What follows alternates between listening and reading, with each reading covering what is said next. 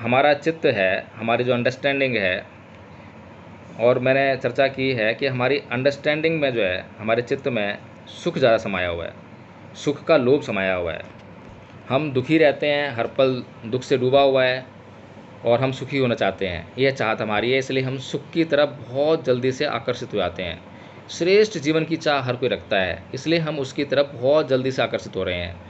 इस आकर्षण में हम ये भूल जाते हैं कि बुद्ध का जो है मौलिक सिद्धांत क्या है। धम्मबंधुओं से यह चर्चा की गई और अधिकतर का यह मत निकल कर आया है कि श्रेष्ठ जीवन के लिए एक आंदोलन, यह उद्देश्य रखना चाहिए, यह विषय होना चाहिए।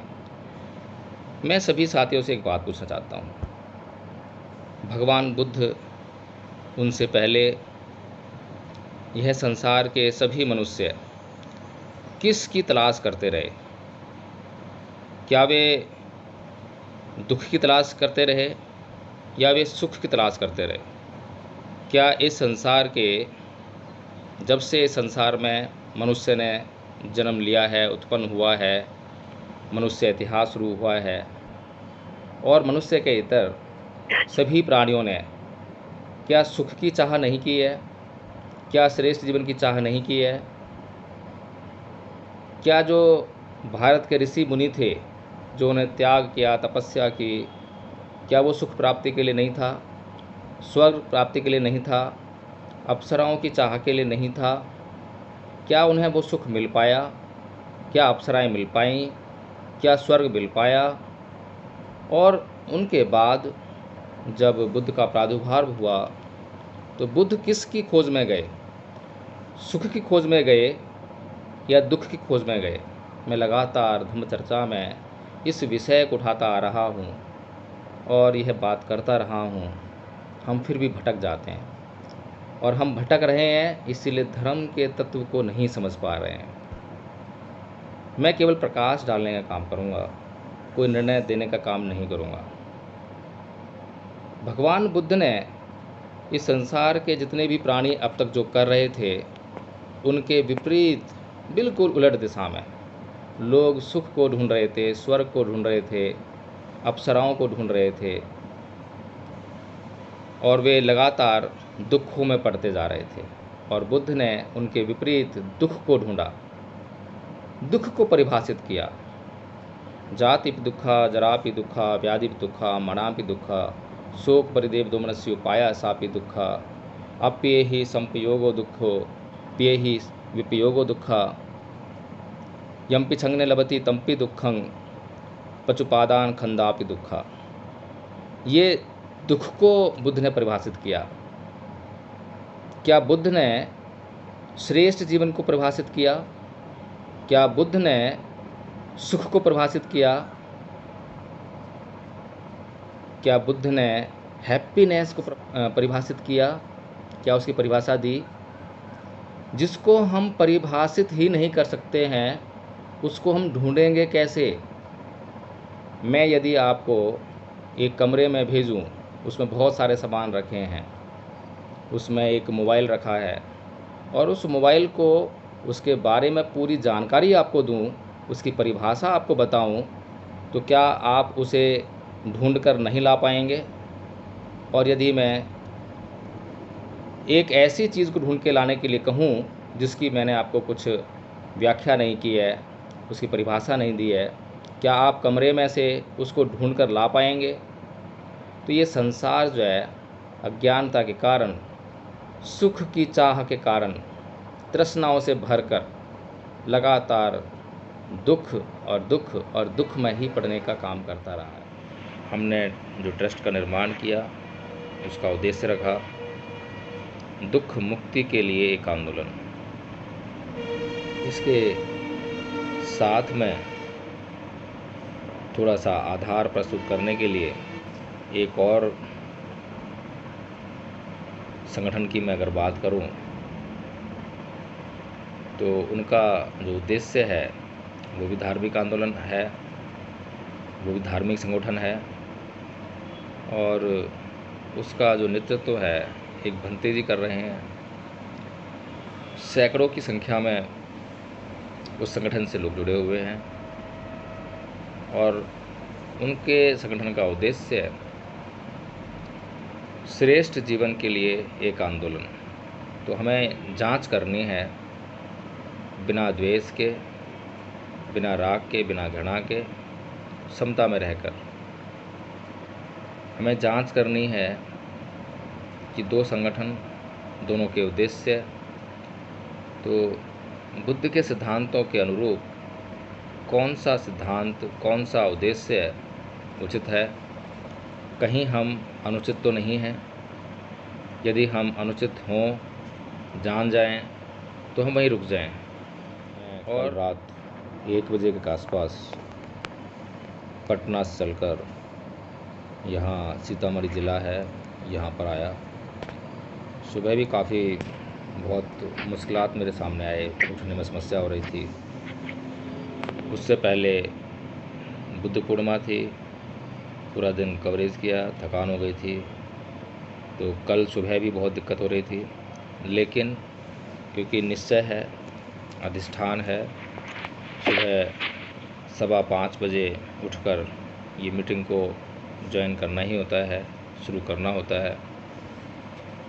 15-20 मिनट बहुत समस्या रहती है, क्योंकि 1 बजे के बाद अगर हम कैलकुलेशन करें तो मात्र 4 घंटे के आसपास की नींद मिल पाती है, और उसके बाद नींद अपने चरम पर होती है।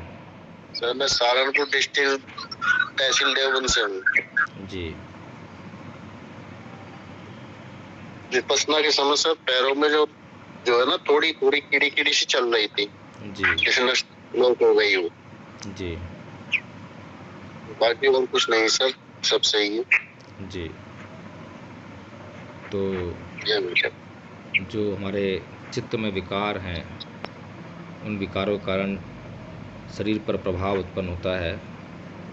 तो यदि हम जो है समता में रहकर इन सभी विकारों को दृष्ट भाव से देखेंगे और अनित्यता का बोध बनाए रखेंगे, सभी चीज़ें अनित्य हैं, सब कुछ अनित्य है, सभी संस्कार अनित्य हैं, इस बात को जानते रहेंगे, तो ये समस्या भी समाप्त हो जाएगी। किसी भी प्रकार का दर्द शरीर पर महसूस हो रहा है तो वह विकार है, और वह जैसे ही विकार आपके चित्त से निकलेगा, दूर होगा, तो वह भी समाप्त हो जाएगा।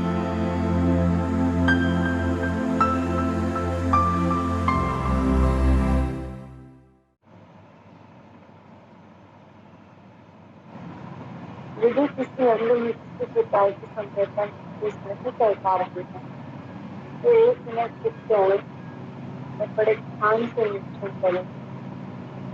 यदि फिर भी कोई लाभ ना मिले तो अगले अंग की ओर जाएं। ऐसे ही शरीर के हर अंग का निरीक्षण करते रहें।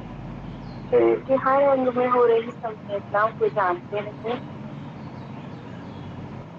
भवतु सद्गुरुवंदनं, भवतु सद्गुरुवंदनं, भवतु सद्गुरुवंदनं। साधु साधु साधु। साध सभी अपनी आंखें खोल लें। बहुत अच्छे मन से, बहुत अच्छी तरह से विपස්සना और आनापानसती कराने का प्रयास किया। बहुत बहुत साधुवाद। तो प्रिय धम्म बंधुओं, आज जो धम्म चर्चा है उसका विषय जो धम्मपथ ट्रस्ट है उसके उद्देश्य को लेकर करेंगे। जैसा कि आपको विदित होगा कि धम्मपथ ट्रस्ट का उद्देश्य है दुख मुक्ति के लिए एक आंदोलन। तो बहुत ही शांत व स्थिर मुद्रा में रहकर और गंभीर चिंतन की अवस्था में आकर इस पर अपना चिंतन प्रकट करेंगे, और थोड़ी देर के लिए जो हमारे साथी हमारे साथ नए जुड़े हैं वे अपने परिचय के साथ में आनापानसती और विपश्यना में यदि उनके साथ में कोई कठिनाई उत्पन्न हुई है तो उसके बारे में चर्चा करेंगे। और उनके साथ ही यदि किसी भी साथी की कोई समस्या अगर आई है उसको तो उस चर्चा करेंगे। उसके बाद आज अपने विषय पर धम्म चर्चा करेंगे। जो नए साथी जुड़े हैं कृपया वे परिचय के साथ में यदि कोई उनको समस्या हुई हो तो चर्चा करें। हमारे साथ में कुलभूषण नागे जुड़े हुए हैं। कृपया वे बताएं कि उनका आज का कैसा अनुभव रहा। यदि कोई कठिनाई आई हो तो उसका जिक्र करें। सभी साथियों को जय भीम, नमो बुद्धाय। नमो बुद्धाय जी। सही में हुआ जी मेरा नाम और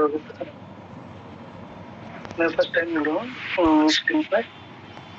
तो मैंने विपश्यना सेंटर में एक बार लगाया हुआ है, तो उसके अनुभव के आधार पे मेरा नाम सही हो जाए। साधु साधु, बहुत अच्छा। प्रवेश कहाँ से है सर? सर मैं अम्बाड़ा, हरियाणा, अम्बाड़ा धर्मपत्री से हूँ सर। जी ठीक है। प्रवेश कुमार जी हमारे साथ में हैं, वो अपने परिचय दें और बताएं। जय भीम, नमो बुद्धाय सर सभी को। जय भीम, नमो बुद्धाय जी। सर मैं सहारनपुर डिस्ट्रिक्ट तहसील देवबंद से हूँ जी। विपश्यना की समस्या पैरों में जो है ना थोड़ी कीड़ी सी चल रही थी जी। जिसमें लोग हो गई हो जी। बाकी और कुछ नहीं सर, सब सही है जी। तो जो हमारे चित्त में विकार हैं उन विकारों के कारण शरीर पर प्रभाव उत्पन्न होता है। तो यदि हम जो है समता में रहकर इन सभी विकारों को दृष्ट भाव से देखेंगे और अनित्यता का बोध बनाए रखेंगे, सभी चीज़ें अनित्य हैं, सब कुछ अनित्य है, सभी संस्कार अनित्य हैं, इस बात को जानते रहेंगे तो ये समस्या भी समाप्त हो जाएगी। किसी भी प्रकार का दर्द शरीर पर महसूस हो रहा है तो वह विकार है, और वह जैसे ही विकार आपके चित्त से निकलेगा, दूर होगा, तो वह भी समाप्त हो जाएगा। बहुत बहुत साधुवाद आपका।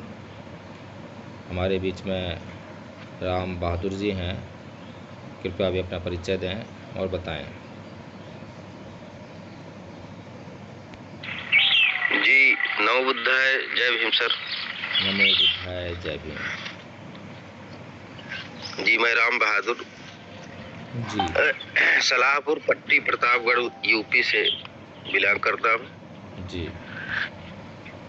पेशे से अध्यापक हूँ सर जी। यही मेरा छोटा सा परिचय है।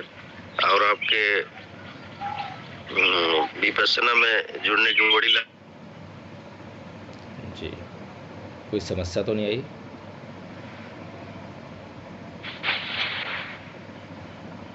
अवसर रहती है। आज 2-3 दिन से सर शादियों में जाने से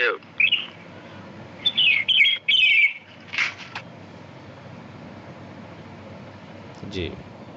बहुत बहुत साधुवाद। तो प्रिय धर्मबंधुओं,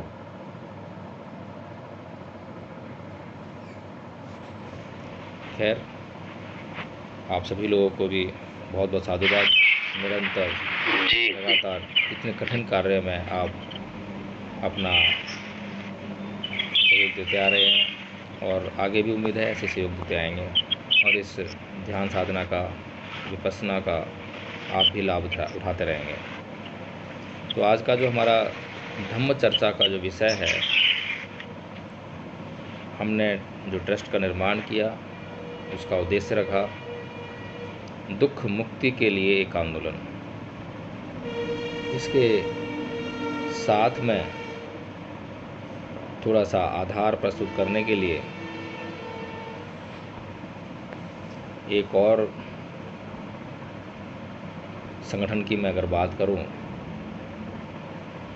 तो उनका जो उद्देश्य है वो भी धार्मिक आंदोलन है, वो भी धार्मिक संगठन है और उसका जो नेतृत्व है एक भंते जी कर रहे हैं। सैकड़ों की संख्या में उस संगठन से लोग जुड़े हुए हैं और उनके संगठन का उद्देश्य श्रेष्ठ जीवन के लिए एक आंदोलन। तो हमें जांच करनी है बिना द्वेष के, बिना राग के, बिना घृणा के, समता में रहकर। हमें जांच करनी है कि दो संगठन, दोनों के उद्देश्य, तो बुद्ध के सिद्धांतों के अनुरूप कौन सा सिद्धांत, कौन सा उद्देश्य उचित है। कहीं हम अनुचित तो नहीं हैं। यदि हम अनुचित हों, जान जाएं, तो हम वहीं रुक जाएं और अपने उद्देश्य को बदल लें। इसलिए यह चर्चा सार्थक होनी चाहिए।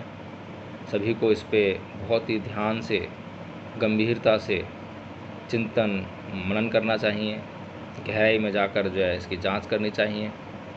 तो मैं आपसे यह अपेक्षा रखता हूँ कि इस पर आप जो है समुचित प्रकाश डाल पाएंगे। तो इसके लिए मैं सबसे आग्रह करूँगा कि जो इस पर प्रकाश डालना चाहते हों वह अपना हैंड रेज़ कर दें। हैंड रेज़ का ऑप्शन इस गूगल मीट में उपलब्ध है। कृपया बताएं। यदि आप हैंड रेज़ नहीं करेंगे तो मैं शुरुआत से जो मुझे ऊपर से दिखाई देंगे मैं चर्चा करना शुरू कर दूंगा।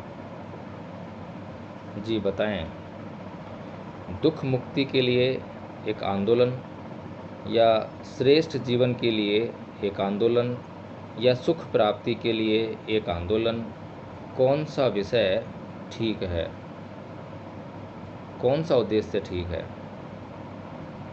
ये धम्म चर्चा है, विशुद्ध रूप से धम्म चर्चा है, धम्म का विषय है। चिंतन करने के लिए बहुत ही बेहतरीन विषय है। कृपया अपनी राय प्रकट करें। ऊपर से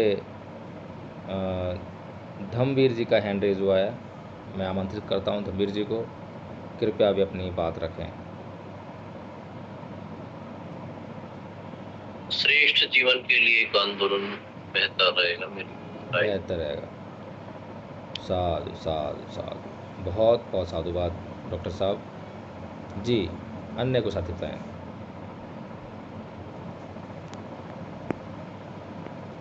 मैं बता दूं कि श्रेष्ठ जीवन के लिए एक आंदोलन, यह उद्देश्य धम्मभूमि संगठन है, फाउंडेशन है, जिसका नेतृत्व भंते करुणाशील राहुल जी कर रहे हैं। उन्होंने इसका उद्देश्य यही बताया है कि श्रेष्ठ जीवन के लिए एक आंदोलन।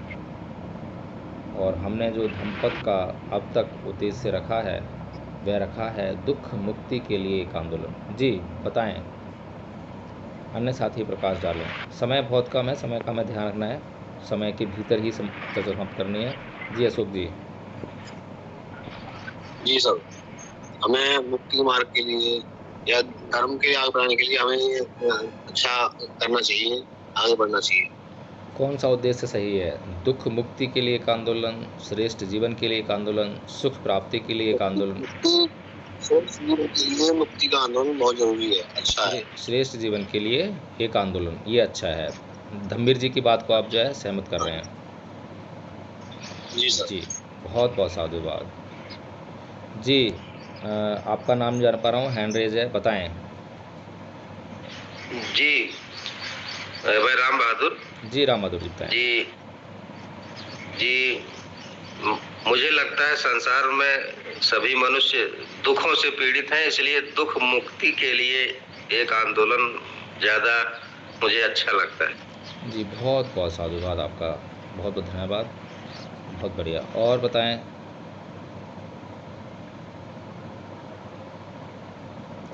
और कोई साथी बताना चाहता है? जी और कोई साथी इस विषय पर?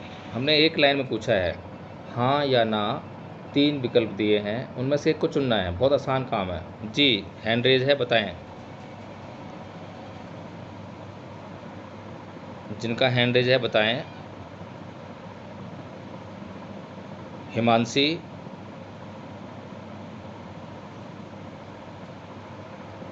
हिमांशी, जी दुख मुक्ति के लिए एक आंदोलन, श्रेष्ठ जीवन के लिए एक आंदोलन, सुख प्राप्ति के लिए एक आंदोलन, कौन सा उद्देश्य सही है?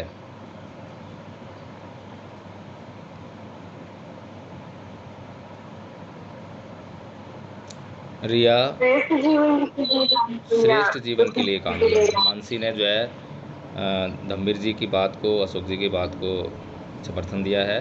बहुत अच्छे, साधु साधु साधु। रिया, हाँ जी, बताइए। श्रेष्ठ जीवन के लिए एक आंदोलन। श्रेष्ठ जीवन के लिए आंदोलन, साधु साधु साधु, बहुत अच्छे। विजेंद्र जी,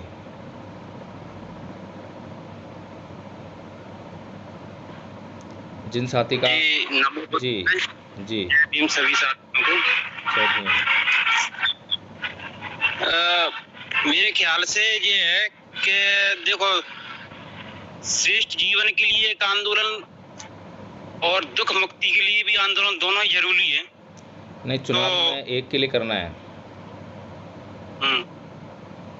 चुनाव तो एक ही रखेंगे ना, उसमें दोनों डाल सकते हैं।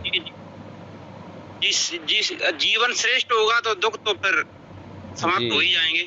बहुत बहुत साधुवाद जी। जिनका हैंड रेज है बताएं, मैं नाम नहीं देख पा रहा हूँ इसलिए बताएं। जिन साथी का हैंड रेज है बताएं। जब हम अपने को स्वयं सुधार लेंगे और श्रेष्ठ जीवन की तरफ बढ़ जाएंगे और अपने चित्त से विकारों को समाप्त करके ईर्ष्या अपनी समाप्त कर देंगे और उपेक्षा भाव पर आ जाएंगे, तो हमारा जीवन श्रेष्ठ होगा। और हर श्रेष्ठ जीवन होगा।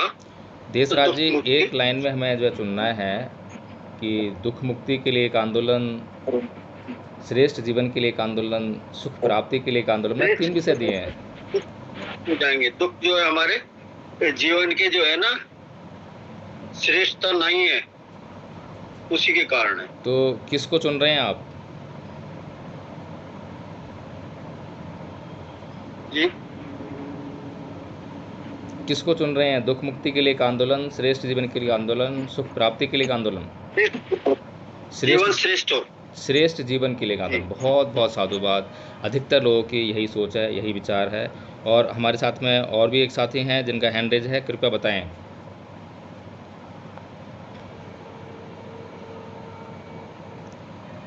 यदि वो साथी बताना चाहते हैं तो बताएं, नहीं तो फिर मैं धम्म चर्चा को आगे बढ़ाने का प्रयास करता हूँ। बिल्कुल सर, श्रेष्ठ जीवन रहेगा। अगर आदमी के जीवन में श्रेष्ठ जीवन जीने का तरीका है और समझ में आ जाएगी तो दुखों का निवारण खोज लेगा। बहुत बहुत साधुवाद। तो श्रेष्ठ जीवन ही ठीक होता है। आंदोलन, श्रेष्ठ जीवन आंदोलन।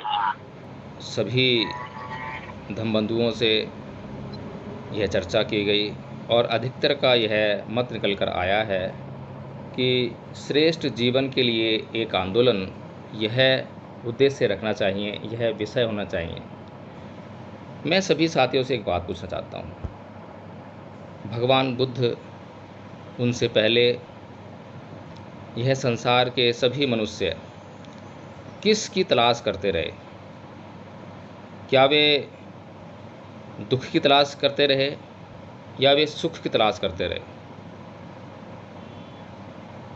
क्या इस संसार के, जब से इस संसार में मनुष्य ने जन्म लिया है, उत्पन्न हुआ है, मनुष्य इतिहास शुरू हुआ है और मनुष्य के इतर सभी प्राणियों ने क्या सुख की चाह नहीं की है? क्या श्रेष्ठ जीवन की चाह नहीं की है? क्या जो भारत के ऋषि मुनि थे, जो उन्हें त्याग किया, तपस्या की, क्या वो सुख प्राप्ति के लिए नहीं था? स्वर्ग प्राप्ति के लिए नहीं था? अप्सराओं की चाह के लिए नहीं था? क्या उन्हें वो सुख मिल पाया? क्या अप्सराएं मिल पाईं? क्या स्वर्ग मिल पाया? और उनके बाद जब बुद्ध का प्रादुर्भाव हुआ तो बुद्ध किसकी खोज में गए? सुख की खोज में गए या दुख की खोज में गए? मैं लगातार धम्म चर्चा में इस विषय को उठाता आ रहा हूँ और यह बात करता रहा हूँ। हम फिर भी भटक जाते हैं। और हम भटक रहे हैं, इसीलिए धर्म के तत्व को नहीं समझ पा रहे हैं। मैं केवल प्रकाश डालने का काम करूँगा, कोई निर्णय देने का काम नहीं करूँगा। भगवान बुद्ध ने इस संसार के जितने भी प्राणी अब तक जो कर रहे थे, उनके विपरीत बिल्कुल उलट दिशा में लोग सुख को ढूंढ रहे थे, स्वर्ग को ढूंढ रहे थे, अप्सराओं को ढूंढ रहे थे, और वे लगातार दुखों में पड़ते जा रहे थे। और बुद्ध ने उनके विपरीत दुख को ढूंढा, दुख को परिभाषित किया। जाति दुखा, जरापि दुखा, व्याधि दुखा, मनापि दुखा, शोक परिदेव दोमनस्य उपाया सापि दुखा, अप्ये ही संपयोगो दुखो, प्ये ही विपयोगो दुखा, यम्पि छंगने लभति तम्पि दुखं, पचुपादान खंदापि दुखा। ये दुख को बुद्ध ने परिभाषित किया। क्या बुद्ध ने श्रेष्ठ जीवन को परिभाषित किया?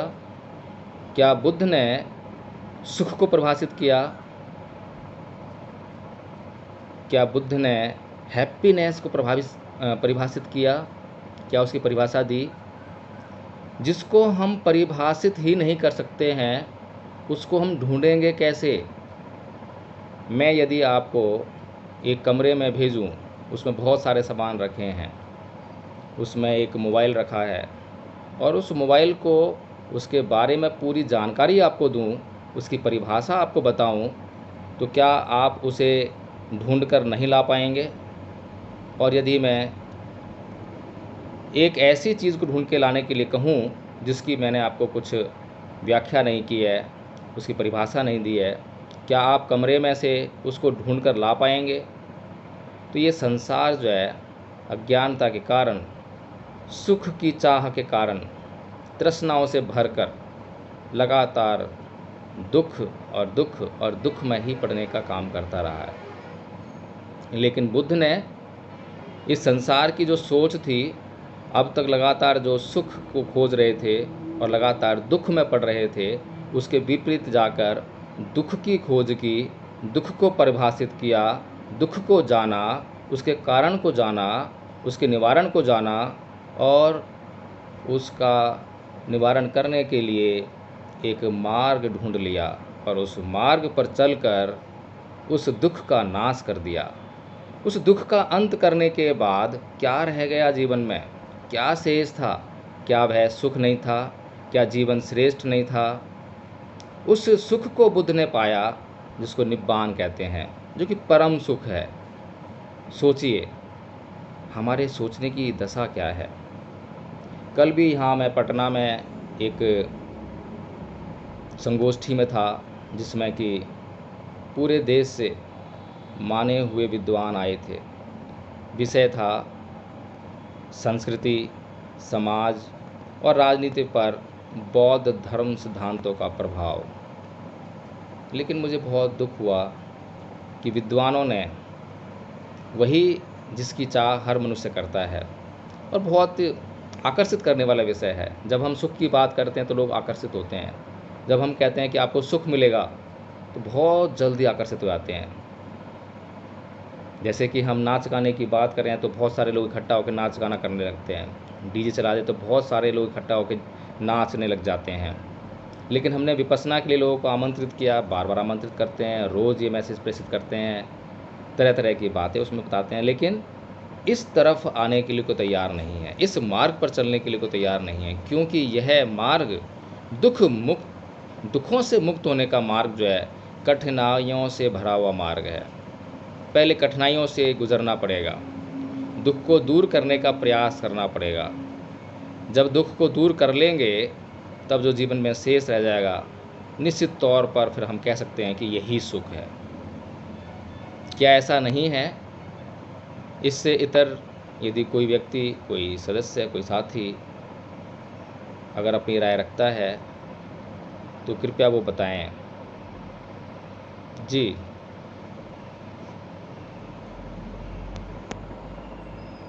आप कई लोगों के हैंड रेज हैं, अगर ये पूर्ववत हैंड रेज नहीं है तो इनको ऑफ कर लें, और अगर हैंड रेज अभी किए हैं आपने तो कृपया उस पर प्रकाश डालें।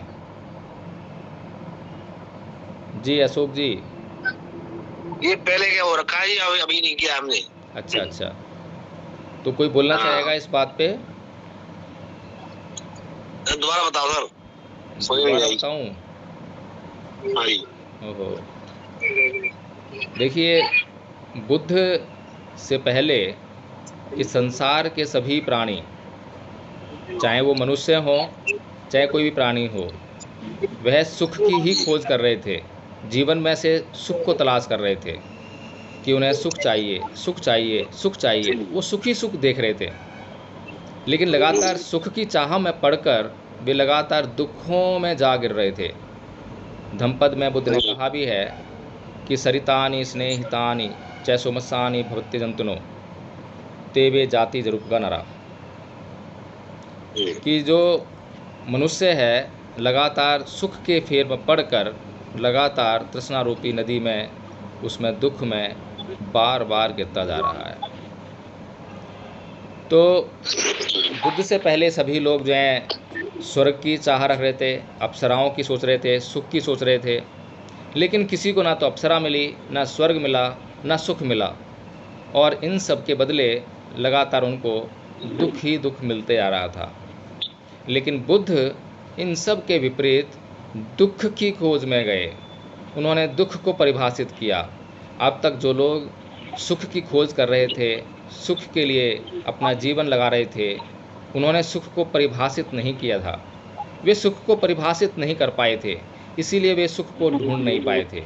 लेकिन बुद्ध ने दुख की खोज में गए, दुख को परिभाषित किया, दुख के कारण को जाना, दुख के निवारण को जाना, दुख को दूर करने के लिए एक मार्ग तलाश लिया और उस मार्ग पर चलकर उस दुख को नाश कर दिया, समूल नाश कर दिया, और उन्होंने उस परम सुख को पाया जिसको निब्बान कहते हैं। तो मैंने आपका केवल एक छोटा सा मार्गदर्शन करने का प्रयास किया है, दिशा दिखाने के प्रयास की है कि हम किसको ढूंढ रहे हैं अपने जीवन में। यह जो हम आनापानसति करते हैं, यह जो हम विपश्यना करते हैं, इसके ज़रिए हम क्या पाने की चेष्टा करते हैं? सुख पाने की चेष्टा करते हैं या अपने विकारों को समाप्त कर दुख से मुक्त होने का प्रयास करते हैं? ये छोटा सा समझने की चेष्टा है। क्योंकि अभी भी जो है, अगर मैंने बताया कि मैं अगर लोगों को आमंत्रित करूं कि आज एक पार्टी है, डांस होगा या फिल्म देखेंगे या हम जो है बहुत एंजॉय करेंगे, तो उसमें इस संसार का कोई ऐसा प्राणी नहीं है जो उसकी तरफ आकर्षित नहीं होगा। लेकिन बहुत कम प्राणी ऐसे हैं जो कि अपने दुखों को दूर करने पर जोर देंगे, चिंतन मनन करेंगे और उस पर काम करने का प्रयास करेंगे। क्योंकि दुखों को दूर करने का मार्ग अत्यंत कठिन है, दुष्कर है। फंदनं चपलं चित्तं दुरखं दुन्निवार्यं उजुं करोति मेधावी उसुकारो व तेजनं। बुद्ध हमारा बहुत अच्छा मार्गदर्शन करते हैं। तो अब हमें क्या उद्देश्य अपना निर्धारित करना चाहिए? सुख प्राप्ति के लिए एक आंदोलन, श्रेष्ठ जीवन के लिए एक आंदोलन, या दुख मुक्ति के लिए एक आंदोलन? क्या किसी की राय बदली है या पूर्ववत वही राय है? हाँ सर, दुख मुक्ति के कारण ही हमें जीवन से जीवन मिल सकता है। जो हमारा दुख है उसको ही हम मुक्ति के मार्ग में ले जाना चाहते, ले जाना चाहिए। जी, बहुत बहुत साधुवाद। धम्बीर जी, डॉक्टर साहब,